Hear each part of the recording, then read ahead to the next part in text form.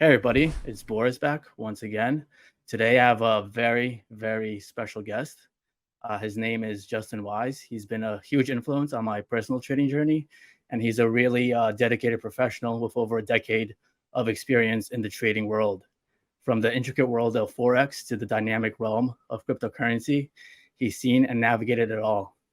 And he's the founder and lead analyst of Cracking Cryptocurrency. So Justin, welcome to this podcast. Welcome to Trade Delicious. How are you doing today?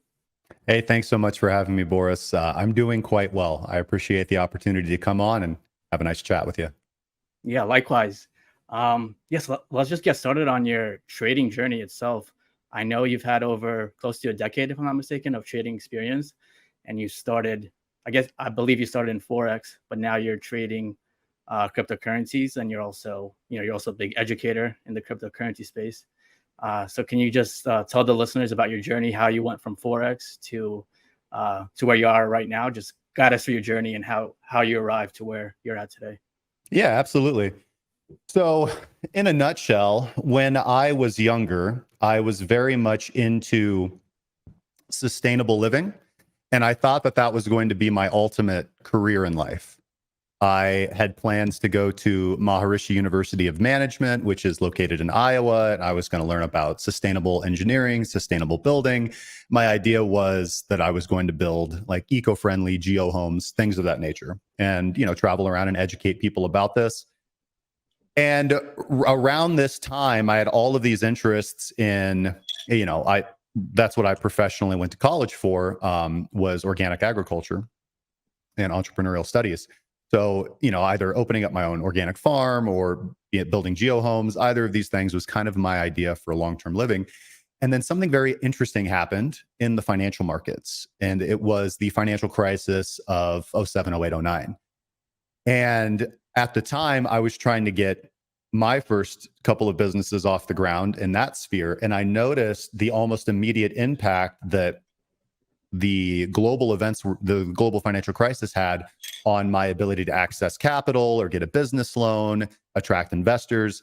And for some reason, some switch went off in my head, and I just kind of became obsessed with now understanding how these financial markets worked. What caused this financial crisis? Why are all the assets going down? Why are stocks going down? I had a very limited understanding of financial markets and equities at that point in time. But for some reason, it just lit a fire in me, and I couldn't stop thinking about it. And I found myself starting to research stocks, equities, the bond market, macroeconomics, everything like that. And that ultimately led me to starting to dabble in trading. I was just in my, late teens, early 20s at this point in time. So I started off with traditional equities.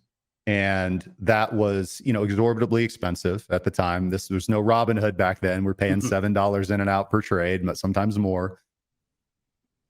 But it was fun and it was interesting. And I started learning basics of technical analysis and market cycles and all of these kind of things. And ultimately, I had an opportunity then because I started reading online and researching online, getting into chat rooms.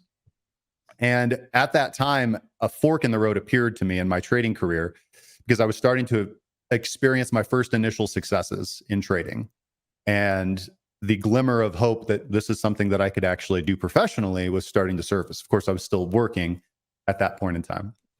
And the fork in the road appeared because I had the opportunity, or I had the desire to move away from equities at that point in time, because I didn't really have enough capital or knowledge at that point in time for me to consider that to be the best avenue for my trading. And I started researching futures and Forex. And my contacts at the time were really trying to push me into futures. And it's just funny, sometimes I think about how my life would have been different if I would have gone into futures. But I went into Forex. I found it much more interesting, much more exciting.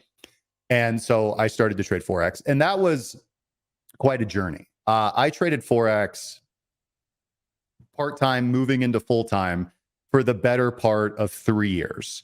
And just built my experience, grew my experience. At the time, I was working at my last job that I ever worked at for another human person, which I was working at a factory. And I remember working there. I was working at the factory for almost 3 years throughout this entire journey. And I remember in that first year, I had built my trading account up to a pretty impressive number to me. I built it up to a little over 100 grand. And I was getting ready to quit my job and just trade full time. And then I was met with something that every trader will meet with, which is the fallacy of their own hubris.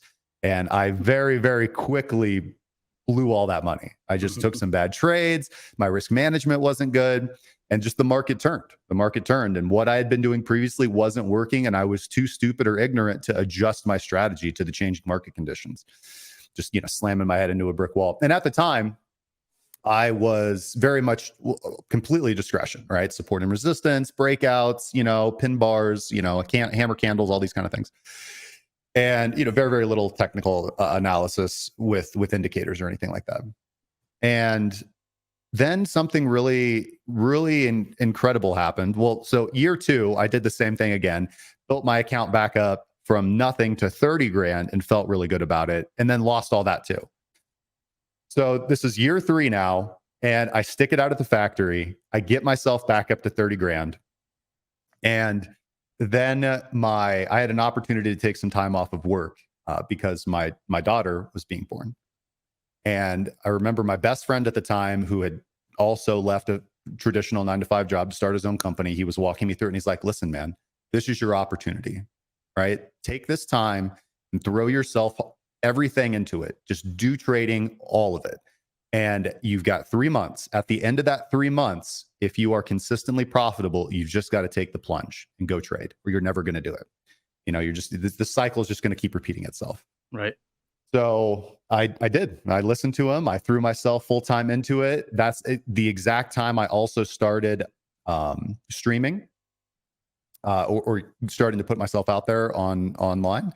And right at this time when I was starting to get into cryptocurrency too, and we'll talk about that here in just a second. But the 3 months ended. I had done well with my account, and I just never went back to work. Sent in my resignation letter, and I just started trading full time. And that's when I really started streaming almost every day, my trading, my analysis, what I thought about the markets. And I started getting into cryptocurrency very heavily at that point in time. So it's like I'd used Forex to kind of get out. And then at the same time, it's like this new shiny object crypto appeared. But I traded both for quite a while. And then as the bull market really kicked off in 2017, I transitioned to trading cryptocurrency full time. Wow, that's a really, really incredible journey. But what made you switch from Forex to crypto? Yeah. How'd you get? Signs. Okay. Yeah. Yeah. Dollar signs. I say this a lot. It's easy because we're going to talk a lot about systems trading. And I found with my experience that it's challenging for many people to approach systems trading or to really accept it. And the reason why, I think, is because systems trading is just all about discipline and following the rules. And most humans, most traders in particular, who kind of view themselves as wild cards, shoot from the hip, I see opportunities. That's the common mentality for a trader, right? A little bit of a rebel, a little bit of a contrarian. I see patterns and things that people don't. Type of person. Mm-hmm. It's very hard for them to just be like, oh, okay, I'm only going to buy, if it's a 3-bar play on a Tuesday after market. You know what I mean? Like just following those rules is very, very difficult for people. So. But in the same vein, trading, just like every other job, it's really about making as much money as you can sustainably and long-term thinking. Like, how can I preserve this capital, this wealth source, this capital source as long as I can? But if something's not paying you money, then it's very unlikely that you're going to continue doing that. So what I just noticed, to answer your question, throughout 2017, we just entered into a roaring bull market for cryptocurrency. And I just noticed that all my crypto trades were just make way more money, right? All my swing plays were working out very well. Just everything was just lining up. And I just made the business decision that I'm just going to focus on what's making me more money right now. And I think if more traders did that, if more traders stopped questioning or stop trying to hold themselves to some standard and just simply focused on what's paying the bills right now. Let's focus on that. And then when you start to notice that start to wean or wane, ask yourself, okay, what has changed such that this is not generating as much income as it used to? Is there anything I can change? And as quickly as you can, determine if you're doing something different, or more likely, the market has shifted and it is time for you to identify another asset to trade, another asset class to trade, or you need to modify your strategy. Right. Man, that's really interesting because a lot of the viewers actually of this podcast, they're coming from a Forex or equity background. So we're going to get into systems trading in a bit, but I'm curious, well, would you recommend people who are currently trading the Forex or equity markets to just jump into crypto right now because of all the volatility? And this is going to be a later discussion, but the potential bull market we might have maybe next year, maybe in 3 years. Should people make the leap, or should people diversify a bit into crypto trading? Yeah, it's a great question. So I think ultimately I've got two simple rules that I follow for investing in things for the long term that bleeds out into other aspects of my life, which is I only invest in things that I fundamentally understand and believe will make the world a better place. And not necessarily in a hippy dippy sort of way, like, oh, like this will make people like happier and, you know, put roses in their hair and spring around. No, like, is there a technological application? Because typically when we're talking about good investments, it's an application of technology nowadays that will fundamentally empower people, that people will use, that people will there be large market demand for this product or application? And to answer your question, if people begin to study cryptocurrency or Bitcoin, like I fell down the rabbit hole in Bitcoin, and the answer to those questions for themselves is yes, like, hey, okay, I'm starting to fundamentally understand this technology, and I'm starting to fundamentally understand how it can empower the world and make, and they're not, again, we got to get rid of the, like, oh, the world would be a better place. No, people will want to use this. And I saw that when I first got into crypto when I really got involved in 2016, by studying Bitcoin and its applications for sound money. And I couldn't look back. So I obviously have pigeon-toed myself because I'm a fundamental believer in Bitcoin and its applications for sound money. With the rest of the cryptocurrency, I mean, we could talk about that a lot, but the opportunities to improve currently existing processes, both in the tech world, both in the financial sector, are just absolutely limitless for cryptocurrency. I've never had more conviction that what will come out of cryptocurrency, you know, it doesn't matter whether it's 5 years, 10 years, 20 years, 30 years, is they're going to be applications that everybody uses on a daily basis and that seems seamless. Just like we'll use single sign-on, you know, with your Google or your Steam account or whatever it might be to log into web applications nowadays. The use of smart contracts or liquidity pools, it'll just be baked into almost everything we do online, and it will be completely seamless. You won't need to have a wallet with a browser extension. You won't need to be paying gas. It's just going to be integrated into everything that you do seamlessly. So in that sense, if other traders who are watching this are curious about studying cryptocurrency and its applications for the future, and they do that and they find the same answers that I found, then absolutely, yes, I would encourage them. I would also encourage traders to experiment with the cryptocurrency markets. I mean, they're different. It's different from it's different from futures. It's different from Forex. They move a different way. You'll need a different strategy. But the beautiful thing about cryptocurrency, the cryptocurrency markets, in my opinion, is twofold. One, there's a lot of volatility, which is exciting. And because there's such high volatility, it requires novel strategies. And so it can really help traders break out of their shell and take lessons they learn in crypto to be successful there. And it will, I believe, supercharge their trading in other aspects, as long as they don't lose sight of the fact that they're trading different asset classes. And two, there's so many edges to be found in the crypto space. And there will be for the next 5 to 10 years. There's so many unique questions you can ask as a trader. There's so many imbalances you can find, not only because of its relatively low market capitalization compared to other markets where these edges do exist, but also the fact that it's just not, the crypto markets aren't as picked over as all these other markets. You know, like obviously things are relatively efficient.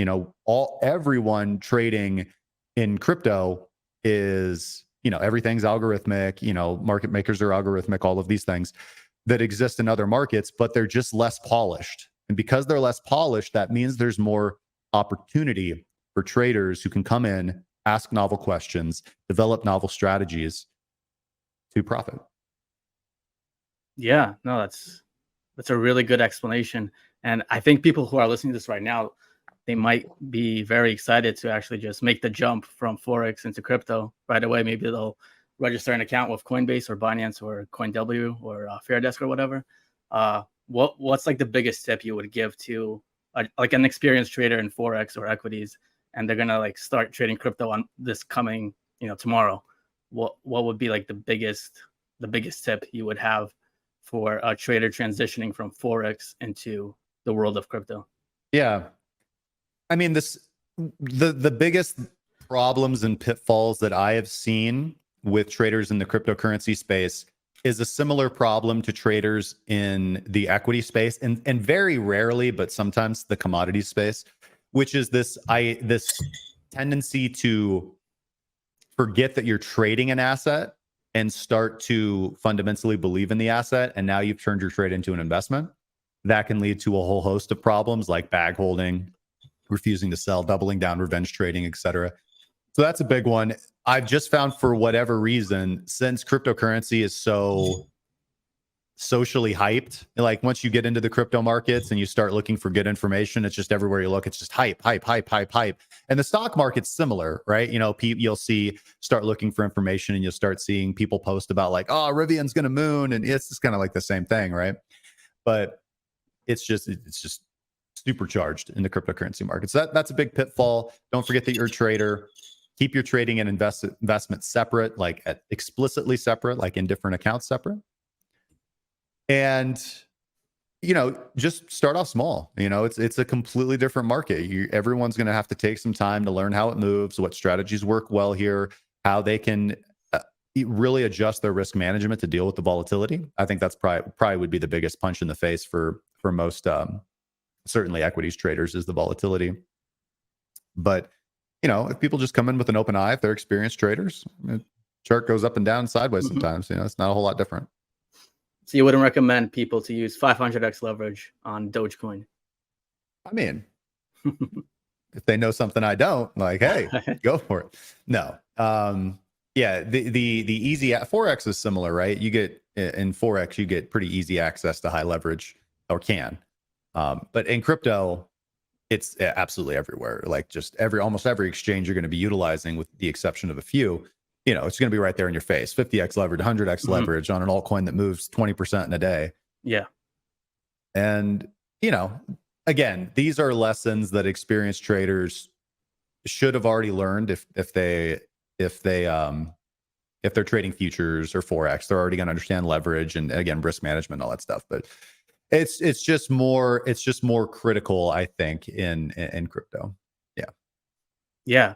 And just speaking on the topic of leverage, I'm going on a bit of a tangent here, but do you think that all these crypto exchanges that offer very high leverage, I mean, some offer up to 200x on a highly volatile asset such as Bitcoin, do you think in the future there will be limits, or do you personally think that there should be a limit on the amount of leverage that exchanges offer on crypto? Should this be like more regulated, or do you think it's fine the way it is? Excuse me. So I'm a big freedom advocate. So let's ask a simple question. Why do exchanges offer high leverage? Because it's profitable for them. Otherwise, they wouldn't offer it. And it's profitable for them, I think, in two primary ways. One, it generally incentivizes inexperienced traders to lose more, where the exchange will profit, particularly if they have their hand in some of the market making, which unfortunately most exchanges just simply do. They act as dealing desks.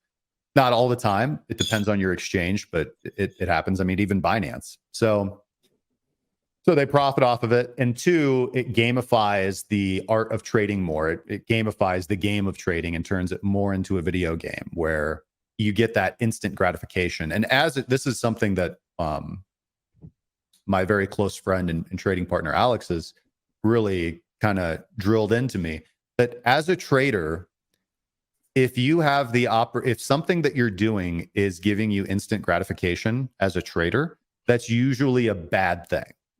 Because as a trader, you are you're typically sacrificing something in the now for a greater reward in the future.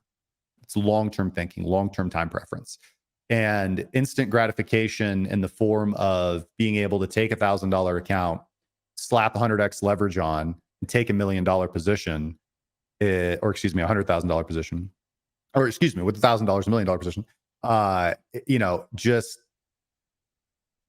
it gives you the ability to see like within 1 minute, right? Like, oh, we're up $600 or we're down $600. So Yeah. So I think that is an issue. I don't necessarily have a strong opinion on whether or not it should be allowed.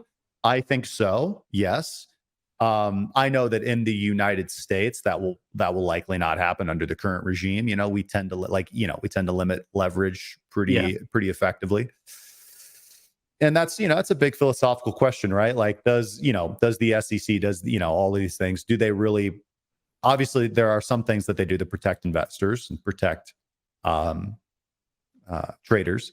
But then we also know for a certainty that a large portion of what they do is they gatekeep, right? A lot of these rules gatekeep, and they keep the most profitable opportunities, and sometimes, yes, the riskiest opportunities, but the riskiest are often the most profitable. They gatekeep it to, extremely wealthy individuals under the guise of like, well, people with only $1,000 shouldn't be throwing $1,000 into this thing. That doesn't make any sense. Like, that logically doesn't make any sense. Otherwise, why do we celebrate lottery winners? Like, we celebrate lottery winners, right? We celebrate the person who took $15 ticket, turned it into $2 million, and we think that's a good thing. So why can, rational adults, regardless, be like, hey, I only have $1,000, but I really believe big in Dogecoin that it's going to pump within the next week. So I'm going to take $1,000 at 250x leverage, and I'm going for it. And if they make a couple $1 million, we're going to celebrate that, right? So, is it what these people should be doing? Most likely not. But should they have the freedom to do that? Yeah, I think so. No, yeah, I definitely agree with you. I'm definitely more of a libertarian kind of politically. So people should have the freedom to do what they want. But let's maybe get away from this philosophical discussion, because I think we could talk about this for hours. But let's actually get into your strategy and your methodology, your main trading methodology. So I know you emphasize trend following, systematic approach.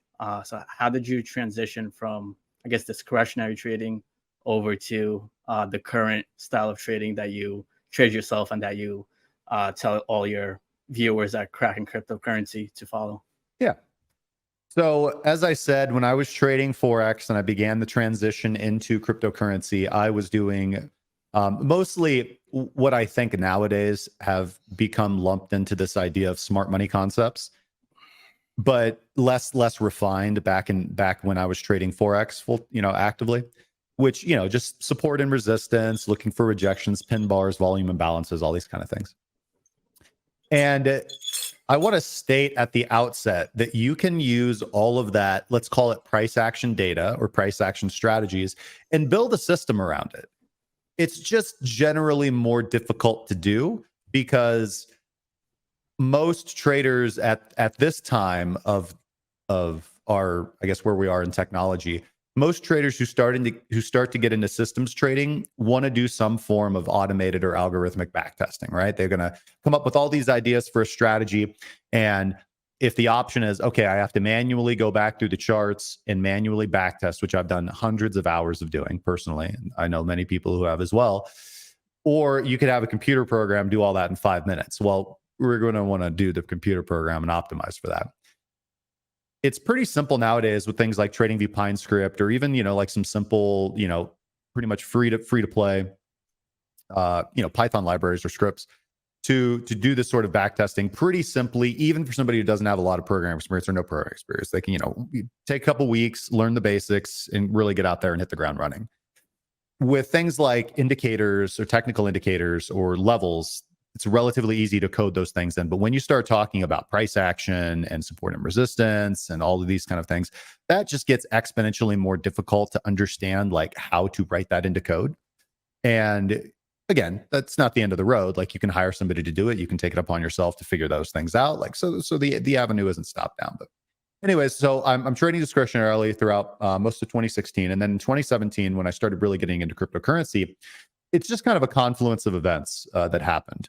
I found somebody that I considered a mentor throughout that period in time who was a systems trader and really started me down the path of systems trading and really pushing me on to technical indicators instead and looking for bigger, more pronounced movements.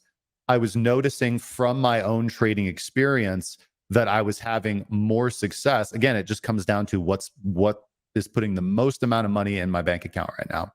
And I noticed that taking these swing positions in cryptocurrency, they were just generating the lion's share of all my trading income.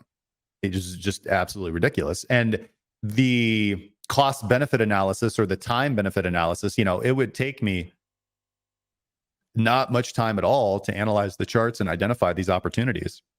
Whereas, with day trading, I'm in front of the computer for 8 to 10 hours, constantly trading, and, always looking for a setup, running to my computer when the alarm goes off. And I was just able to really just press pause and breathe, right? And take these swing trades. So that was the beginning of it. And then, that was the beginning of it.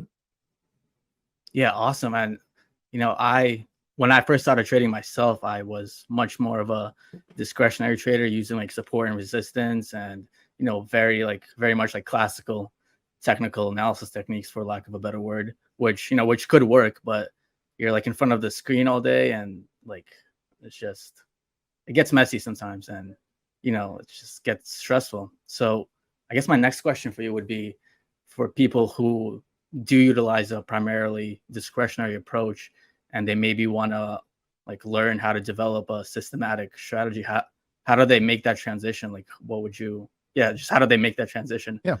What do you recommend? What steps should people take? Yeah. So there's a fundamental skill that all, in my opinion, successful systems traders need to have, and it is curiosity. Most traders don't journal their trades. And if you start journaling all your trades, you're going to see, the thing about not writing things down is that you just forget. You think you'll remember, but you don't, right? The human brain is just not good at remembering the thing that you think you're going to remember if you don't write it down. So you got to write everything down. You got to keep a trading journal. And it could just be as simple as a steno pad on your desk where you just jot down like the date. Okay, I took this trade. Why did I take this trade? What do I think is going to happen? What could happen to make me change my mind? That's a good start, right? Less or more is fine too. But when you start doing that, you're going to start noticing patterns in your trading and in your setups that you will not notice unless you keep notes. You just won't notice them. Like you think you will as a trader. You're like, okay, if I do this over and over again, I'll notice something. But not if you don't keep notes. It's just not going to happen. So if you start keeping notes, you're going to start discovering what aspects of your trading strategy are repeatable and under what circumstances are they repeatable. So however you happen to be trading, whether you're trading discretionarily with support and resistance, maybe you're a breakout trader, maybe you like to buy, extremely oversold conditions when there's a big volume spike or maybe a large drop of open interest if you're trading futures, then whatever your strategy happens to be, if you're trading discretionarily, there are going to be parts of your strategy that are not repeatable, right? It just kind of depends on how you felt that day and, what you ate for breakfast or, the way you looked at the chart. You thought this was support when it was actually not support, for example, right? So those are all the kind of elements of your trading that you want to start to get away from. And you want to start to identify the elements of your trading that remain the same or are relatively consistent from trade to trade. So let's take an example. Let's say you are a breakout trader. So if you start analyzing your trades as a breakout trader, you could ask the question like, okay, how many times does, let's say, price is at resistance and you are waiting for a trade setup where price breaks above the resistance and then you want to take a trade. You need to start asking questions like, okay, well, how many bars did price consolidate underneath resistance? Or how many times did price wick up into our resistance or supply zone? How many, what candlestick patterns formed throughout the consolidation range? Were the Bollinger Bands or was volatility contracting or expanding? Is it a Tuesday, right? These are all questions that you can ask, that if you start asking those questions for each of your trade setups, you're going to start noticing the patterns, the things that are the same from trade to trade. Then you can start asking the questions like, okay, well, if price wicks up into resistance 3 times, on average, when price breaks out, do we move 4% or do we move 6%? So these are the kind of questions that will take you from being a trader who is just reacting to the chart in front of them to being able to really drill down into what your good setup is, what this high probability setup is. And you're going to, I mean, just that journey. And you could have, it doesn't matter what your win rate is. Maybe your win rate's 30%. That means your R has to adjust to make it profitable. It doesn't matter as long as you can be profitable with a low win rate or a high win rate. I have my preference for that, but you just have to adjust your R accordingly, which is how much you make on a winning trade versus how much you lose on a losing trade. So if you have a low hit rate strategy, then when you win, you need for it to be a big bet. You need to have a high payoff for your low probability trades, which is how most trend following trading works. Conversely, if you have a high hit rate, you can have a more like an R of like 1-to-1. So this is pretty common in Forex or futures even. I know a lot of traders, have worked with a lot of traders who have, roughly a 50% win rate. Like, they could be right, they could be wrong. And that's kind of their attitude. But, their R is like 1-to-1s or 2-to-1. So they're able to pull it off. So,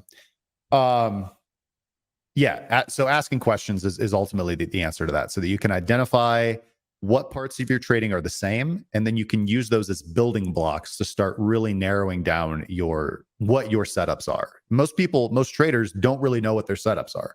They'll say, well, I'm a breakout trader. Okay, that's great. But what's your edge as a breakout trader, right? Because there's lots of breakout traders. Are you, I go when the candle closes above the resistance after 3 pin bars up in a resistance, is that your edge? Or is your edge looking at maybe volume imbalances or what day of the week it is, seasonality, things like that? These are all important questions that traders need to ask. And I guarantee for those traders out there who are listening to this, who haven't done this process, whether you want to go full systems trading or not, starting to ask these questions is going to improve your trading. It will. If you're not keeping a journal and if you're not identifying the patterns in your trades consistently and you start doing it, you will be amazed at how much your trading can change. Yes, that's really a really, really great answer. And actually, that's really good. Actually, really good advice for me, because even though I am consistently profitable, I don't journal my trades all the time, and I should really be more strict on that. So I recommend everybody, even if you're already profitable, just make sure you journal all your trades, because there will be things that you notice on the charts that you'll think of it in your mind, but you'll later forget. So, like you said, it's very important to just journal everything and just make notes on every single trade you take. So I guess my next question is, all right, so let's say a person is interested in developing a systematic strategy. Obviously that involves using a set of indicators. So how do they start? What's the first step? Is it finding a momentum oscillator, or what's the first step people should take? Can you guide us through that process? Yeah, sure. So there's a process that I teach in my Pathways to Profit course. And this is the methodology that I have utilized to build my first systems, that I utilize to help build systems with clients, that I teach just about everybody that I come across about it. Because I think it's a great system, right? And it takes a lot of the guesswork out, because you have a great question. Like, how do I get started in systems trading? Justin, you said I've got to ask questions, but I don't even know what questions to ask, right? The answer to that question is, again, I think you just need, most traders are going to be, in my opinion, suited well by looking at what they're just currently doing, right? So basically the process that I just talked about, if you're a breakout trader, write down, just brainstorm a list of questions that you could ask. How could different breakout setups look different? And, how many wicks up into resistance? What did the previous market structure look like? What's the higher term time frame look like? What's volatility like? Are the Bollinger Bands contract? Any of these questions, anything. And just start answering these questions to your strategy and identify the things that are similar across all of your trades. And you can start to build a systems approach like that. So if you're already trading a particular way, simply asking yourself, okay, what are the things that are different per trade? What are the things that are similar per trade? Can I narrow in on the things that are similar per trade and optimize for those? And by optimizing, what I'm really saying is you want to say no to all the trade setups that you have verified do not statistically produce a profitable outcome. You know, if you can notice, if you go look at your last 10 breakout trades, for example, and you notice and you look at the ones that are losers, okay, well, what about all the ones that are losers are similar? And what about all the winners are some, you know, what characteristics of all the winning trades are similar? That is a great place to start, identifying these things that are similar among the winners and similar among the losers.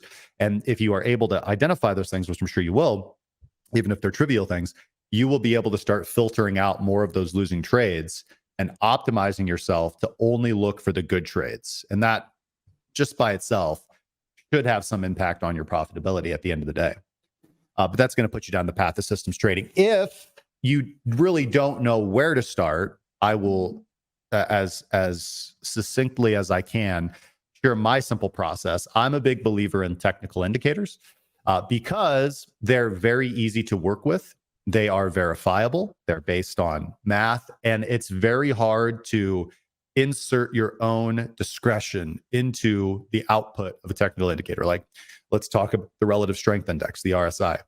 You know, the RSI is going to perform its calculation and it's going to spit out a number, you know, like it's either 32. It's, you know, you can't massage it, you know, you could, the only way you can massage the output of a technical indicator is when you do it on purpose. Like, for example, you know, let's say you have something like the stochastic oscillator where you have a fast line that's crossing above or below a slow line. And you could say to yourself, okay, well, if the stochastic is oversold and the fast line crosses above the slow line, I'm going to buy.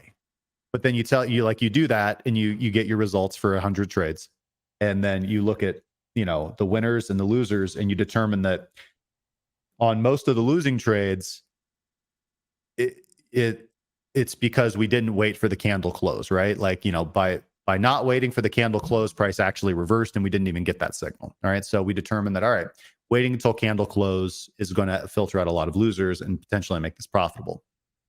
Well, if you're trading in the moment and then the two lines cross, but the candle hasn't closed, and you say to yourself, yeah, but I feel good about this one, and then you go in, that's really the only way you can massage the output of a technical indicator. You have to do it on purpose. Yeah, so starting with the technical indicator, I think is quite good. I typically, the way that I will teach people is the first thing you want to establish is your directional bias. Like, you want to know which direction that you want to trade in. So momentum oscillators can be very, very good for that. There's thousands of indicators that you could utilize. And I think I've said this for many, many years. For those who are listening to this and, you know, they heard me say like, oh, technical indicator, and maybe they're thinking to themselves like, ooh, you know, like they're lagging or they're slow. Let me say this. I could understand that back like maybe 5 years ago, but even like 10 years ago. But in particular, over the last 5 years, there has been an absolute explosion of technical indicators that aren't the RSI, the MACD, the stochastic, your grandmother's indicators, right? Like, we've got cutting edge indicators on MetaTrader, NinjaTrader, TradingView, whatever platform you want to use, build your own in Python, JavaScript, who cares, that, you know, are designed for the modern day of trading, right? And that give you good information. So there's just no shortage of potential strategies that one could make with a technical indicator based strategy. And again, the nice thing about it is that it takes a lot of the guesswork out of it, right? Let's say you get something like, I don't know, the true strength index, right? If you're conditioned to trade is that the TSI crosses above its slow line. When that happens, like, you have a signal right there, Colonel Mustard in the conservatory with the candlestick, like, go, you know, there's no massage, there's no, oh, it didn't cross, or no, it did or it didn't, right? You either take a trade or you don't. And I think that aspect of it right there can be very liberating for traders. Like, I got a signal, I just execute. That's all I have to do. And yeah. So that's a good place to start determining the direction of the market. So I typically will recommend people use a momentum oscillator for that. Or again, there's many other different types of indicators that people can utilize for that. Once you determine the direction of the market, you've got to start filtering out bad signals because no indicator is going to work good on its own. So your next journey is to find another component that integrates well with your, what I call your initiator, which is initiating your trades. We call this a confirmer. And then we want to identify what are the volume imbalances or what are the volatility imbalances that characterize a profitable trade setup. So is our strategy good in low volatility conditions? Is our strategy good in high volatility conditions? Where exactly in that transition from low to high or high to low does our strategy shine? Do we want to see volume building? Do we want to see volume waning? So putting some aspect or looking at some aspect of volume or volatility is absolutely essential. Once you determine that, we also use a process. We use a component to kind of identify, very similar to like a GAN box for premium or discount, like is the market in premium or is it in discount? In general, what should our kind of higher time frame directional bias be that can add another layer of filtration?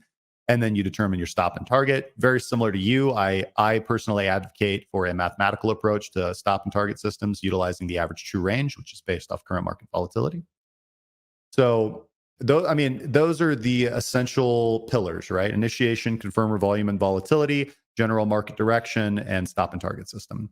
And I really like that process. I've walked at this point literally several thousand students through my methodology and helped them build systems and watch them go off into the world and trade. And it's been a lot of fun.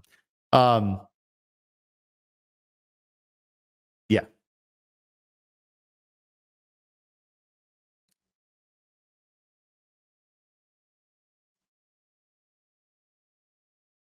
Hey, Boris, I'm sorry, I lost your audio.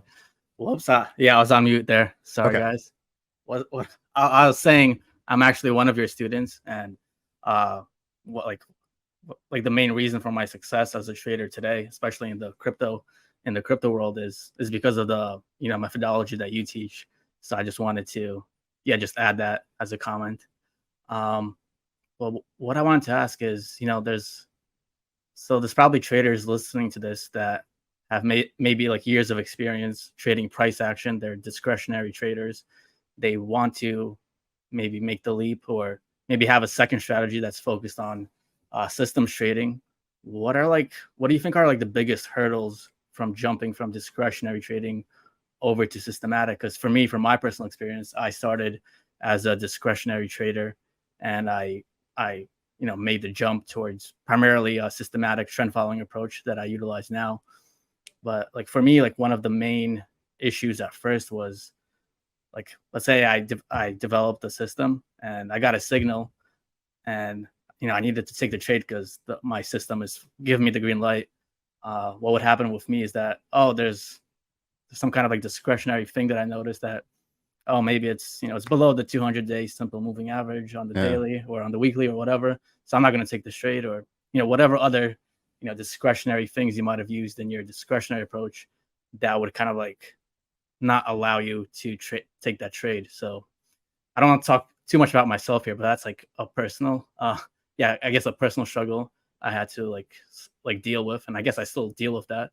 But yeah, what would you tell people who want to make the leap from discretionary to systematic trading? It's obviously not going to be that easy. At least it wasn't for me. So what would be your biggest tip for these kind of people who are not starting their trading journey from a systematic approach, but they've already have years of experience trading discretionarily, and they're tired of like sitting in front of the screen all day, and they just want to have an easy life and just check in on the market once a day, and just sip a whiskey or whatever people want to do. Yeah, it's a good question. I wanted to which I said this earlier as well, but yes, Boris, I wanted to tell you that you have been a student of mine, and it's been very humbling watching your journey, and you've really grown as a trader, and I'm really impressed with everything that you've been able to do. by yourself. Thank you. You know, it's all you. To answer your question, what are the common pitfalls that people coming from a discretionary background are having coming into systems trading? I mean, the same issue that anybody's going to have with systems trading, you know, and you pointed it out very well there. There's this big tendency as a discretionary trader to be reactive to the market, as in what in my experience, most discretionary traders are always looking for something that invalidates or confirms their trading setup. And they're more prone to making lots of changes in the moment based on reacting to data that is coming. Whereas typically with the systems approach, we try to excise a lot of that from our execution. We get a signal, and if we're asking, obviously there's different levels of systems traders, like you will grow in experience and wisdom. So, you know, your first year or so, maybe your first few systems, you're not asking those complicated questions to allow you to be reactive in a systemic fashion. Like, you know, let's say typically with your first couple of strategies, it's going to be set it and forget it, right? You know, we get a trading signal, we enter into the trading signal, and the trade's either a win or a loss. We don't make any adjustments after the trade's entered into based on anything that might happen. But maybe after a couple of years, you start asking those questions like, okay, I've noticed that I'm going to start analyzing my losers, and I noticed that this thing happens consistently throughout my losers, that if I would have reacted to that and closed the trade early, I would have not had these losers, or I would have lost significantly less money. So as you evolve through systems trading, you can start asking those questions. And again, doing the same thing that discretionary traders are doing, trying to react to data in the moment to preserve their capital or decrease their losses or increase their profits. But just the kind of the methodology and the philosophy behind systems trading is a little different. Like, we want things that are highly statistically likely, highly statistically correlated, and we want to respond to them uniformly without us having to be in the driver's seat necessarily. We don't want to be creative, and I say this a lot. When you're a systems trader and you're trading, you're a robot. You're just doing what you are told to do by your system. Whereas as a discretionary trader, you're like the star of the show, right? Your mind, your ability to react to data. And you know, we're all just human. You're going to make mistakes. You're going to have pitfalls, but a system, a machine, it doesn't have those drawbacks. Now, the other thing is just when trading discretionarily, the creativity is in the moment, responding to the market. Whereas with systems trading, the creativity is in the construction, right? That's when you're building your system, when you're asking the questions, when you're testing, when you're, you know, trying out different things. That's when you can be creative and again, ask those questions. But once you have answered your questions to the best of your ability and you've put in the best process for dealing with those things, we're not creative anymore. We're just executing. And then you just respond. The only thing you need to do after that is respond to what's happening with your strategy, right? Like, if you are noticing, okay, the strategy returns on average, 10% per month, with a deviation of confidence of 3% per month, right? So, okay, that's fine. This every single month that I'm putting in between 7 and 13% ROI, I'm good. Okay. The moment I start to notice that change, I need to pause, maybe not necessarily pause the strategy, but I need to start looking at the data and asking those questions again. What has changed? What do I need to change? And the reality is this, that, you know, to say this from the outset, you're always going to have to continually ask questions because the market's constantly evolving. Strategies, the best strategies that I've ever built have had a shelf life of about 8 months. Like, they worked really great, you know, and then they just stop working, right? And you have to be like, okay, well, I've got to develop something new. And I think it's a lot of fun. But that's kind of the pitfalls. The other, so being more prone to reacting discretionarily to data that's evolving in front of you. I think that would be a common pitfall. And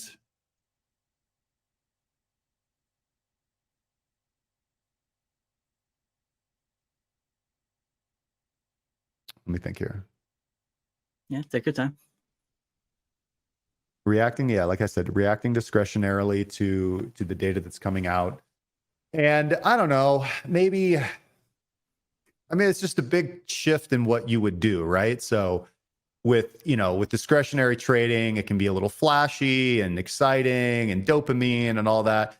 And with systems trading, especially in the construction phase, it's more like being a, like a librarian. There's a lot of graphing and question asking and brainstorming and writing things out and testing things and writing code. And so, like practically what you do for a job could shift fundamentally. Right. That's a really, really great explanation. So I guess my next question would be, how long is the process to actually develop and implement a systematic strategy? Like, how long do you think it'll take for, let's say, a person who's already quite familiar with support and resistance, and maybe is already a successful discretionary price action trader? And if a person just sits down like right now and starts devoting their free time towards developing a systematic strategy, how long do you think it'll take to actually find these system of indicators, to back testing, to finally live trading it and actually implementing it? How long do you think the process takes from your experience, and I guess from your students' experiences?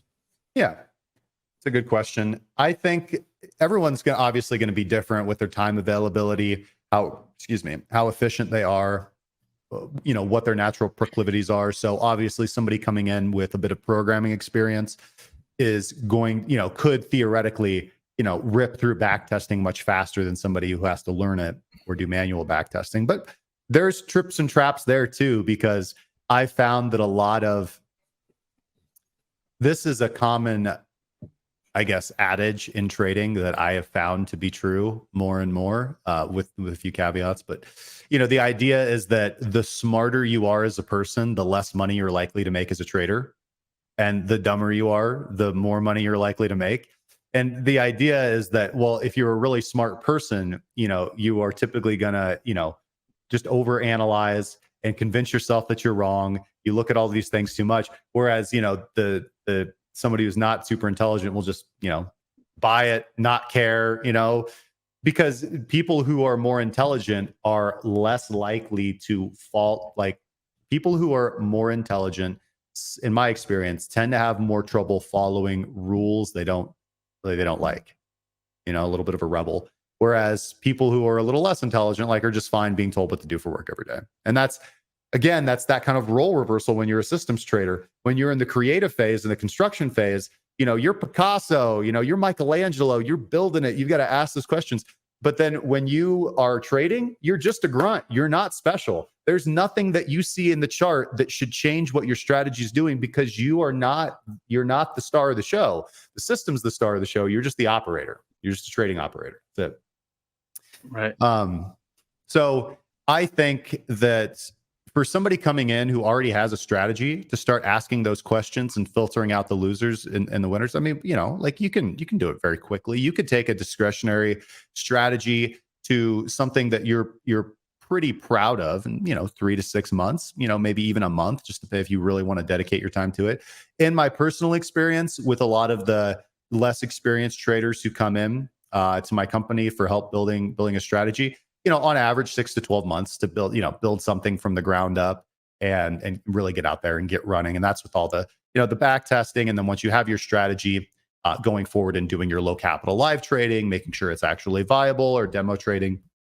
And then, starting to put together your markets that you're going to be trading, figuring out your daily trading routine, your daily schedule, your trading schedule, all of these kind of things. And then, something else that I don't think traders talk about a long time, which is, what are your long-term goals? Everybody, all non-traders, will do things like plan, visualize, like, where do I want to be in 5 years, 10 years, 15 years, 20 years? How much money do I want to make? What are my what are my mile markers? I think a lot of traders, unfortunately, because they work for themselves for the most part, they just get real lazy with that, right? And they're like, well, I'm just trading, not really sure what my goal is, and I'm not sure how much money I need to retire. I'm not sure how I'm going to start rolling profits off into, things that are long-term, like dividend stocks, et cetera.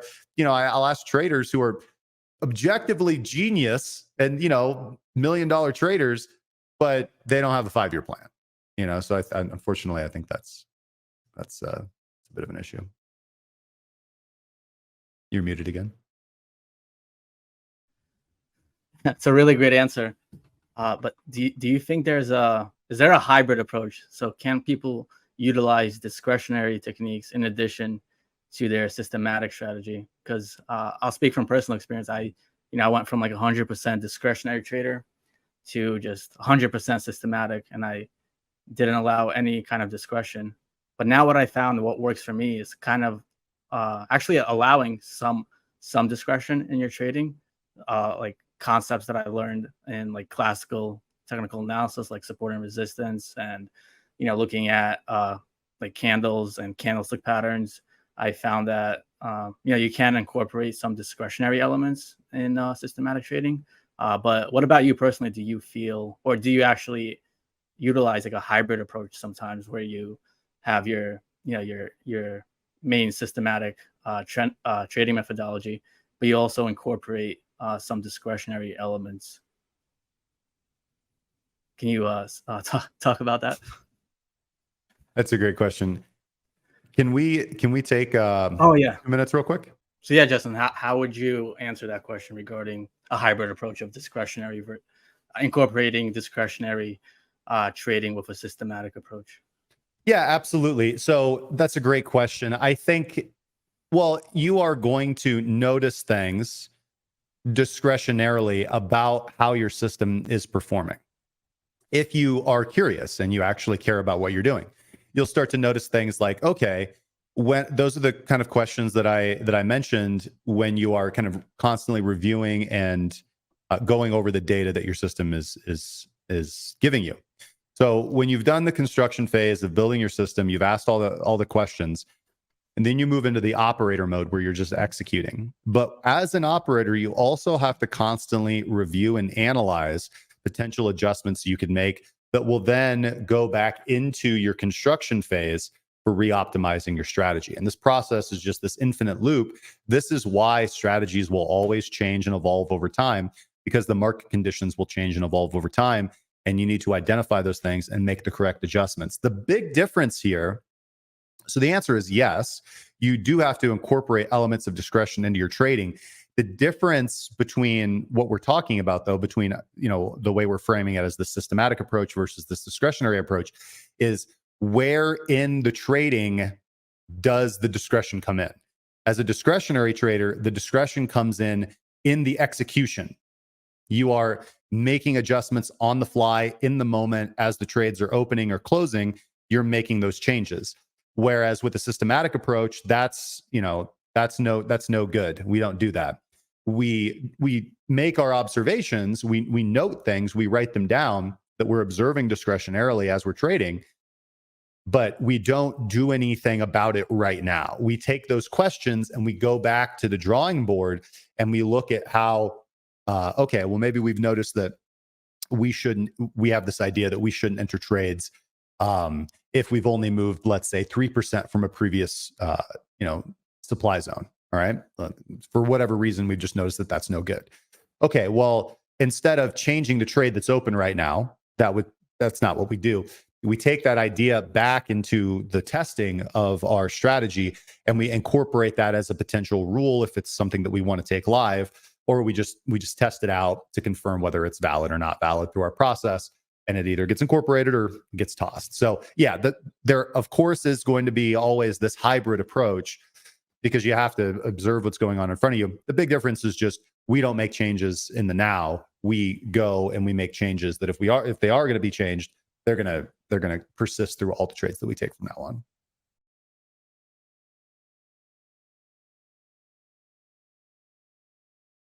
Hey guys, Jordan here. Just wanted to send you a personal little thank you for sticking around and watching us here at Trade Delicious. If you did enjoy the content, consider subscribing. Everything we do here is completely free. And of course, we have some other video suggestions here which you might love. We will see you in the next video.